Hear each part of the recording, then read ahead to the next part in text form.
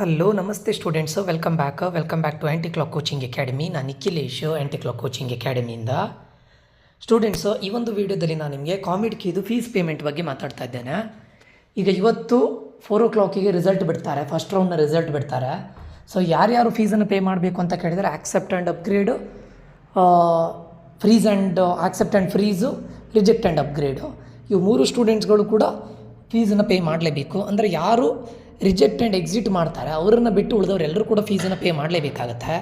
So ಯಾರ್ಯಾರು ಇದಿಷ್ಟನ್ನು ಇವು 3 ತೊಗೊಳ್ತಾ ಇದ್ದಾರೆ, ಒಂದು ಆಕ್ಸೆಪ್ಟ್ ಮಾಡಿ ಫ್ರೀಸ್ ಮಾಡಿದವರು, ಅಂದರೆ ಸಿಕ್ಕಿರೋ ಕಾಲೇಜು, ಸಿಕ್ಕಿರೋ branch, you are happy with the college as well as branch, you are going to take admission in the particular college for the particular branch, ಅವರು ಫೀಸನ್ನು ಪೇ ಮಾಡಲೇಬೇಕು. ಮತ್ತು ಸಿಕ್ಕಿರೋ ಕಾಲೇಜನ್ನು ಆಕ್ಸೆಪ್ಟ್ ಮಾಡಿ ನೆಕ್ಸ್ಟ್ ರೌಂಡಿಗೆ ನಾನು ಹೋಗ್ತೇನೆ ಅಂತ ಹೇಳಿದ್ದವರು ಕೂಡ ಫೀಸನ್ನು ಪೇ ಮಾಡಬೇಕಾಗತ್ತೆ. ಮತ್ತು ಯಾವುದು ಸಿಕ್ಕಿದೆ ಕಾಲೇಜು, ಯಾವುದು ಬ್ರ್ಯಾಂಚ್ ಸಿಕ್ಕಿದೆ ಅದನ್ನು ರಿಜೆಕ್ಟ್ ಮಾಡಿ ಮುಂದಿನ ರೌಂಡಿಗೆ ಹೋಗಬೇಕು ಅಂತಿದ್ದವರು ಕೂಡ ಫೀಸನ್ನು ಪೇ ಮಾಡಬೇಕಾಗತ್ತೆ. ಸರಿನಾ? ಸೊ ಆ್ಯಕ್ಚುಲಿ ಅವ್ರು ಏನು ಹೇಳ್ತಾರೆ, ಟೋಟಲ್ ಫೀಸ್ ಎಷ್ಟಾಗುತ್ತೆ ಅಂದರೆ ಅದು ಕಾಲೇಜ್ ಮೇಲೆ ಡಿಪೆಂಡ್ ಆಗಿರುತ್ತೆ. ಅವ್ರು ಏನು ಹೇಳ್ತಾರೆ, ಅದು upper limit for the annual fees, annual tuition fees as agreed between, ಅಂದರೆ ಅದು ಕಾಮಿಡಿಕಿದವರು ಮತ್ತು ಕಾಲೇಜಿಂದ ಗೌರ್ಮೆಂಟಿಂದ, ಸ್ಟೇಟ್ ಗೌರ್ಮೆಂಟಿಂದ ಎಗ್ರಿಯಾಗಿ, ಇಬ್ಬರು ಕೂಡ ಎಗ್ರಿಯಾಗಿ ಮ್ಯೂಚುವಲ್ ಆಗಿ ಅಂಡರ್ಸ್ಟ್ಯಾಂಡಿಂಗಿಂದ ಅವರು ಹೇಳಿದಂಥ ಫೀಸು ಎಷ್ಟು ಅಂತ ಕೇಳಿದರೆ 2,81,000 in few colleges. In few colleges it might be 2 lakhs. It depends on the college. ಅದು ಆಯಿತಾ.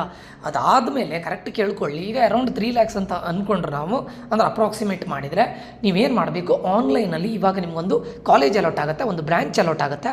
ಆ ಕಾಲೇಜು ನಿಮ್ಗೆ ಇಷ್ಟ ಆಗಿದೆ, ಅದನ್ನು ನೀವು ಆಕ್ಸೆಪ್ಟ್ ಮಾಡ್ತೀನಿ ಅಂತಾದರೆ ನಿಮ್ಮನ್ನೇನು ಚಾಯ್ಸ್ 1 ಅಂತ ಮಾಡ್ತೀರಾ.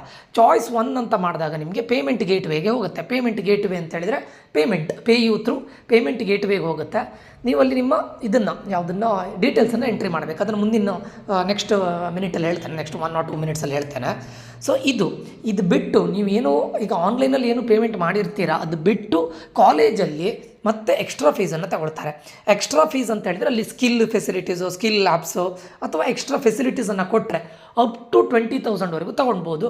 ಪ್ಲಸ್ ಅಪ್ಲಿಕೇಬಲ್ ಯೂನಿವರ್ಸಿಟಿ ಫೀಸ್, ಕೆಲವೊಂದು ಕಾಲೇಜಲ್ಲಿ ಯೂನಿವರ್ಸಿಟಿ ಫೀಸ್ ಅಂತ ಎಕ್ಸ್ಟ್ರಾ ತಗೊಳ್ತಾರೆ. ಸೊ ಅಪ್ ಟು ಒಂದು 30,000ವರೆಗೆ.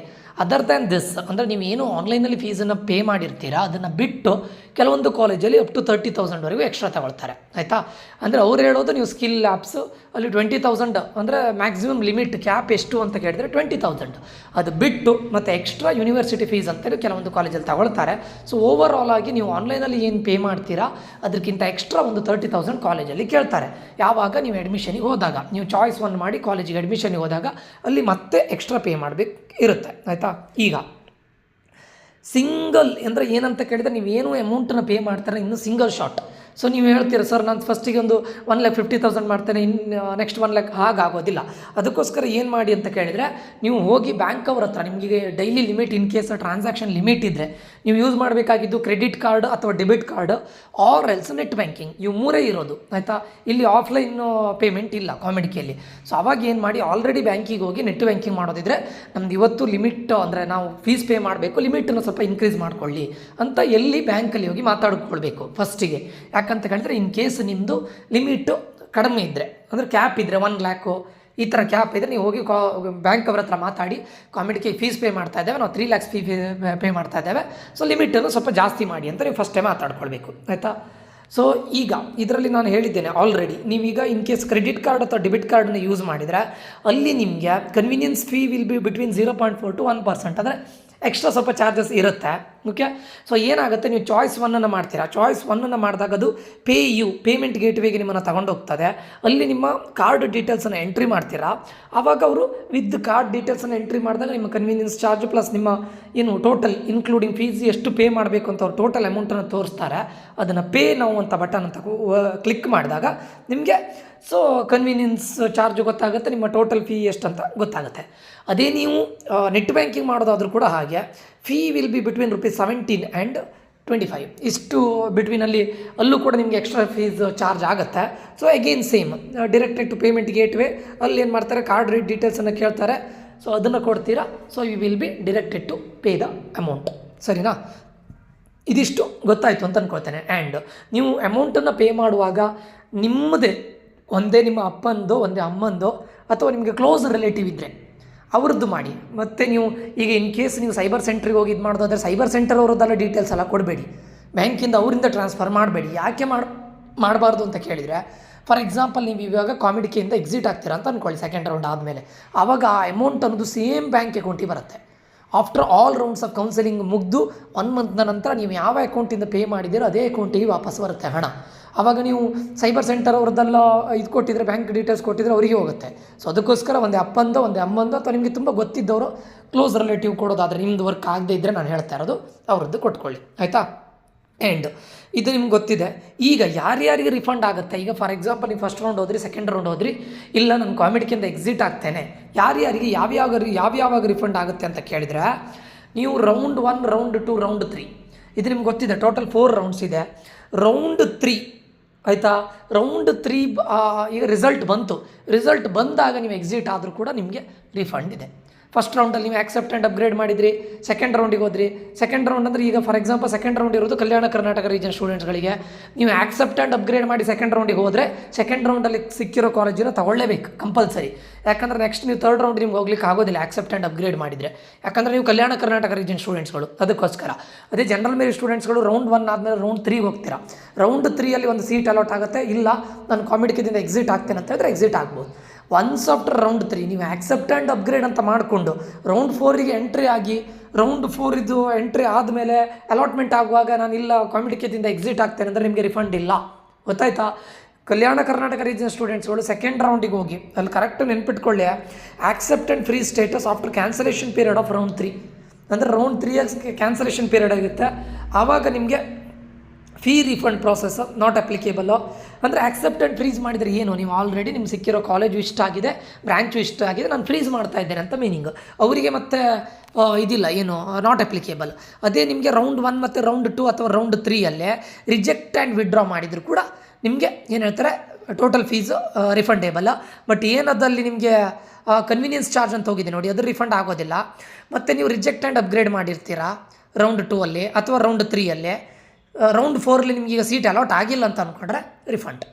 ಫಸ್ಟ್ ರೌಂಡಲ್ಲಿ ಒಂದು ಸೀಟ್ ಆಯಿತು, ರಿಜೆಕ್ಟ್ ಮಾಡಿದ್ದೀರಾ ನೀವು Kalyana Karnataka region students. Round 2 general merit students round 3ಗೆ ಹೋದ್ರಿ, ಅಲ್ಲಿ ರಿಜೆಕ್ಟ್ ಮಾಡಿದ್ರಿ. ರೌಂಡ್ 4ಗೆ ಹೋಗ್ತೀರಿ, ನಿಮ್ಮ ಕಾಲೇಜೇ ಅಲಾಟ್ ಆಗಿಲ್ಲ ಅಂತ ಟೈಮಲ್ಲಿ ರಿಫಂಡ್ ಆಗುತ್ತೆ. ಕಾಲೇಜ್ ಅಲಾಟ್ ಆದರೆ ರೌಂಡ್ 4 ಕಂಪಲ್ಸರಿ ತಗೊಳ್ಳೇಬೇಕು. ಇನ್ ದ ಸೆನ್ಸ್ ನೀವು ರೌಂಡ್ 4ಗೆ ಹೋದಾಗ ನಿಮಗೆ ಕಾಲೇಜ್ ಅಲಾಟ್ ಆಗದೇ ಇದ್ದರೆ ಪ್ರಾಬ್ಲಮ್ ಇಲ್ಲ, ಕಾಲೇಜ್ ಅಲಾಟ್ ಆದರೆ ಕಂಪಲ್ಸರಿ ತಗೊಳ್ಳೇಬೇಕು, ನಿಮಗೆ ರಿಫಂಡ್ ಇಲ್ಲ, ಆಯಿತಾ. ಅಂದರೆ ಇದು ಸಿಂಪಲ್, ನೀವು ರೌಂಡ್ 4 ಎಂಟ್ರಿ ಆಗೋದ್ರೊಳಗಡೆ any time you can cancel. Okay, any candidate who has accepted a seat during round 1, round 2, round 3 can cancel their seat within the same period mention in the counselling schedule. ಅಂದರೆ ಏನಾಗುತ್ತೆ ಅಂತ ಕೇಳಿದ್ರೆ round 1 ನೀವು cancel ಮಾಡ್ಬೋದು, round 2 ಕಲ್ಯಾಣ ಕರ್ನಾಟಕದವ್ರು cancel ಮಾಡ್ಬೋದು, round 3 general ಮೇರಿಟ್ ಸ್ಟೂಡೆಂಟ್ಸ್ಗಳು cancel ಮಾಡ್ಬೋದು. In case ನೀವು round 4ಗೆ enter ಆಗಿ ಅಲ್ಲಿ ನಿಮಗೆ ಸೀಟ್ ಅಲಾಟ್ ಆದರೆ ನೀವು ಕ್ಯಾನ್ಸಲ್ ಮಾಡಲಿಕ್ಕಿಲ್ಲ. ಓಕೆ, ಇದು ಅರ್ಥ ಆಗಿದೆ ಅಂತ ಅಂದ್ಕೊಳ್ತೇನೆ. ಇದಿಷ್ಟು ಫೀಸನ್ನು ಪೇ ಮಾಡಲಿಕ್ಕೆ ನಿಮಗೆ ಆಫ್ಲೈನ್ ಇಲ್ಲ, ಇರೋದು debit card, credit card, net banking. And ಲಿಮಿಟನ್ನು ನೋಡ್ಕೊಳ್ಳಿ, ಫಸ್ಟ್ ಬ್ಯಾಂಕ್ ಅವ್ರ ಹತ್ರ ಮಾತಾಡಿ. ಇವತ್ತು ರಿಸಲ್ಟ್ ಬರುತ್ತೆ, ರಿಸಲ್ಟ್ ಬಂದಾದ್ಮೇಲೆ ಟೈಮ್ ತೊಗೊಳ್ಳಿ, ನಾಳೆ ಬೇಕಾದರೆ ಡಿಸಿಷನ್ ತೊಗೊಳ್ಳಿ, ನೆಕ್ಸ್ಟ್ ರೌಂಡಿಗೆ ಹೋಗಬೇಕಾ ಬೇಡವಾ ಯೋಚನೆ ಮಾಡಿ, ಬೇಕಾದ್ರೆ ನೆಕ್ಸ್ಟ್ ರೌಂಡಿಗೆ ಹೋಗಿ. ಇಲ್ಲ ನಂಗೆ ಸಿಕ್ಕಿರೋ ಕಾಲೇಜ್ ಇಂಟ್ರೆಸ್ಟ್ ಆಗಿದೆ, ನಾನು ಐ ಆಮ್ ಇಂಟ್ರೆಸ್ಟೆಡ್ ಅಂತಿದ್ರೆ ಆ ಕಾಲೇಜನ್ನು ಫ್ರೀಸ್ ಮಾಡಿ, ಆ ಬ್ರ್ಯಾಂಚನ್ನು ಫ್ರೀಸ್ ಮಾಡಿ, ಫೀಸನ್ನು ಪೇ ಮಾಡಿ, ಕ್ರೆಡಿಟ್ ಕಾರ್ಡ್ ಅಥವಾ ಡೆಬಿಟ್ ಕಾರ್ಡಲ್ಲಿ ಪೇ ಮಾಡಿ ನೆಕ್ಸ್ಟ್ ಕಾಲೇಜಿಗೆ ಹೋಗಿ ರಿಪೋರ್ಟ್ ಮಾಡಿ, ಹೋಗುವಾಗ ಎಲ್ಲ ಡಾಕ್ಯುಮೆಂಟ್ಸನ್ನು ತಗೊಂಡೋಗಿ, ಸರಿನಾ. ನೆಕ್ಸ್ಟ್ ರೌಂಡಿಗೆ ಹೋಗಬೇಕು ಅಂತಿದ್ರೆ ನೀವು ಚಾಯ್ಸ್ 2 ಮಾಡಿ, ಆಕ್ಸೆಪ್ಟ್ ಆ್ಯಂಡ್ ಅಪ್ಗ್ರೇಡ್ ಅಂತ ಮಾಡಿ ನೆಕ್ಸ್ಟ್ ರೌಂಡಿಗೆ ಹೋಗಿ, ಆವಾಗಲೂ ಫೀಸ್ ಪೇ ಮಾಡಬೇಕಾಗಿರುತ್ತೆ. ಸೊ ಫೀಸನ್ನು ಪೇ ಮಾಡಿ. ಇದಿಷ್ಟು ಆಯಿತಾ. ಇದು ಕಾಮಿಡ್ಕೆ. ನಾನು ಇದರಲ್ಲಿ KCET ಕೂಡ ಹೇಳಬೇಕು ಅಂತ ಅಂದ್ಕೊಂಡೆ. ಸೊ KCETದಲ್ಲಿ ಏನಾಗುತ್ತೆ ಅಂತ ಕೇಳಿದರೆ, KCET ಸ್ಟೂಡೆಂಟ್ಸ್ಗಳಿಗೆ ನಿಮಗೆ ಆನ್ಲೈನ್ ಪೇಮೆಂಟ್ ಇದೆ, ಬಟ್ ದಯವಿಟ್ಟು ಮಾಡಬೇಡಿ, ಆಯಿತಾ. ಸೊ ಅದ್ರ ಬಗ್ಗೆ ನಾನು ಬೇಕಾದ್ರೆ ಸಪ್ರೇಟ್ ವೀಡಿಯೋ ಮಾಡ್ತೇನೆ KCET ಸ್ಟೂಡೆಂಟ್ಸ್ಗಳಿಗೆ. ಇದು ಕಾಮಿಡ್ಕೆ, ಸರಿನಾ. ಸೊ ಇದಿಷ್ಟನ್ನು ನೀವು ಮಾಡಬೇಕಾಗತ್ತೆ. KCET ಅಂತ ಬಂದಾಗ ನೀವೇನು ಮಾಡಬೇಕಾಗುತ್ತೆ, ಚಲನನ್ನು ಡೌನ್ಲೋಡ್ ಮಾಡಬೇಕಾಗುತ್ತೆ. ನಿಮ್ಮದು ಯಾವ ಬ್ಯಾಂಕಲ್ಲಿ ಅಕೌಂಟ್ ಇದೆ ಅಲ್ಲಿ ಹೋಗಿ ಆ ಚಲನಿಗೆ ಎಷ್ಟು ಫೀಸ್ ಇದೆ ಅದನ್ನು ಪೇ ಮಾಡೋದು. ಒಂದು ಚಲನನ್ನು ಅವ್ರು ಇಟ್ಕೊಳ್ತಾರೆ, 2 ಚಲನ ನಿಮ್ಗೆ ಕೊಡ್ತಾರೆ. ದಯವಿಟ್ಟು ಚಲನ್ ಥ್ರೂನೇ ಪೇ ಮಾಡಿ, ಆನ್ಲೈನ್ ಪೇಮೆಂಟ್ ಬೇಡ. ಯಾಕಂದರೆ ನಾನು ಮೊದಲೇ ಹೇಳ್ತಾ ಇದ್ದೇನೆ, KCETಯಲ್ಲಿ ಏನಾಗುತ್ತೆ, ಆಲ್ರೆಡಿ ನೀವು ಇದನ್ನು ಫೇಸ್ ಮಾಡಿದ್ದೀರಾ. ನೀವು ಆಪ್ಷನ್ ಎಂಟ್ರಿ ಮಾಡುವಾಗ ಲಾಗೌಟ್ ಆಗೋದು, 404 not found error, page not found, ಇಂಥ ಎರರ್ಸ್ಗಳೆಲ್ಲ ತುಂಬ ಬರುತ್ತೆ. ಸುಮ್ಮನೆ ನೀವು ಇದನ್ನು ಏನು ಟ್ರಾನ್ಸಾಕ್ಷನ್ ಮಾಡುವಾಗ ಮಧ್ಯದಲ್ಲಿ ಇದಾಗಿ ಆಚೆಗಡೆ ಪೇಮೆಂಟ್ ಆಗದೆ ಇರೋದು, ಈ ಕಡೆ ನಿಮಗೆ ಟ್ರಾನ್ಸಾಕ್ಷನ್ ಮಿಡಲಲ್ಲಿ ಇದು ಮಾಡಿಕೊಂಡು, ಸೊ ಅಲ್ಲಿ ಕನ್ಸಿಸ್ಟೆನ್ಸಿ ಇರೋದಿಲ್ಲ, ಐಸೋಲೇಷನ್ ಇರೋದಿಲ್ಲ, ಡ್ಯೂರಾಬಿಲಿಟಿ ಇರೋದಿಲ್ಲ, ಅಟಾಮಿಸಿಟಿ ಇರೋದಿಲ್ಲ. ಅಂಥ ಟೈಮಲ್ಲಿ ಅದು ಮಿಡಲಲ್ಲಿ ಸ್ಟ್ರಕ್ ಆದರೆ ಏನಾಗುತ್ತೆ ಅಂತ ಕೇಳಿದ್ರೆ, ಆಚೆಗಡೆ ನಿಮ್ಮ ಅಕೌಂಟಿಗೂ ದುಡ್ಡು ಬರೋದಿಲ್ಲ, ಅವರಿಗೂ ಹೋಗೋದಿಲ್ಲ. It might take 2 to 3 days. So ಆವಾಗ ನಿಮಗೀಗ ಇರೋದೇ ಅದೇ ಇಷ್ಟು ಅಮೌಂಟ್ ಅಂತಿದ್ದಾಗ ನೀವು ಆನ್ಲೈನಲ್ಲಿ ಪೇಮೆಂಟ್ ಮಾಡ್ಲಿಕ್ಕೆ ಹೋಗಿ ಅವರಿಗೂ ಪೇ ಆಗೋದಿಲ್ಲ ಇವರಿಗೂ ಪೇ ಆಗೋದಿಲ್ಲ ಅಂತ ಹೇಳಿದಾಗ ಟೆನ್ಷನ್ ಆಗುತ್ತೆ. ಅದಕ್ಕೋಸ್ಕರ ದಯವಿಟ್ಟು ಚಲನನ್ನು ಡೌನ್ಲೋಡ್ ಮಾಡಿಕೊಂಡು ಬ್ಯಾಂಕಿಗೆ ಹೋಗಿ ಪೇ ಮಾಡಿ. ಯಾರಿಗೆ ಹೇಳ್ತಾ ಇರೋದು ನಾನು KCET ಸ್ಟೂಡೆಂಟ್ಗಳಿಗೆ. ಅದನ್ನು ಬೇಕಾದರೆ ಸಪ್ರೇಟ್ ವೀಡಿಯೋ ಮಾಡ್ತೇನೆ ನಾನು. ಓಕೆ, ಇದಿಷ್ಟು ಈ ವಿಡಿಯೋದಲ್ಲಿ ಆಗಿರುತ್ತೆ. ಇವತ್ತು ರಿಸಲ್ಟ್ ಬರುತ್ತೆ, ರಿಸಲ್ಟ್ ಬಂದು ಬೇಕಾದರೆ ಡಿಸಿಷನ್ ಮಾಡಿ. ಆ್ಯಂಡ್ ಕಾಮಿಡಿಕಿಯಲ್ಲಿ ನೀವು ಹೊಸ ಕಾಲೇಜನ್ನು ಆ್ಯಡ್ ಮಾಡ್ಬೋದು. ಸೆಕೆಂಡ್ ರೌಂಡಿಗೆ, ಥರ್ಡ್ ರೌಂಡಿಗೆ ಹೊಸ ಕಾಲೇಜ್ ಆ್ಯಡ್ ಮಾಡ್ಬೋದು, ಡಿಲೀಟ್ ಮಾಡ್ಬೋದು, ರೀಆರ್ಡರ್ ಮಾಡ್ಬೋದು. ಸರಿನಾ? ಇದಿಷ್ಟು ಈ ವಿಡಿಯೋದಲ್ಲಿ ಆಗಿರುತ್ತೆ. ಈ ವಿಡಿಯೋ ಇನ್ಫಾರ್ಮೇಟಿವ್ ಆಗಿದ್ದರೆ ಲೈಕ್ ಮಾಡೋದನ್ನು ಮರಿಬೇಡಿ. ಯಾರಿಗಿದು ನೀಡಿದೆ ಅವ್ರ ಜೊತೆ ಶೇರ್ ಮಾಡಿ ಅಂತ ಹೇಳ್ತಾ, ಸಬ್ಸ್ಕ್ರೈಬ್ ಮಾಡೋದನ್ನು ಮರಿಬೇಡಿ ಅಂತ ಹೇಳ್ತಾ ಈ ವಿಡಿಯೋನ ಇಲ್ಲಿಗೆ ಎಂಡ್ ಮಾಡ್ತಾ ಇದ್ದೇನೆ. ಮುಂದಿನ ವಿಡಿಯೋದಲ್ಲಿ ಮತ್ತೆ ಸಿಗ್ತೇನೆ. ನಾನು ನಿಖಿಲೇಶ್ ಸೈನ್ ಆಫ್ ಆಗ್ತಾ ಇದ್ದೇನೆ. Until that, love you all, bye, take care students.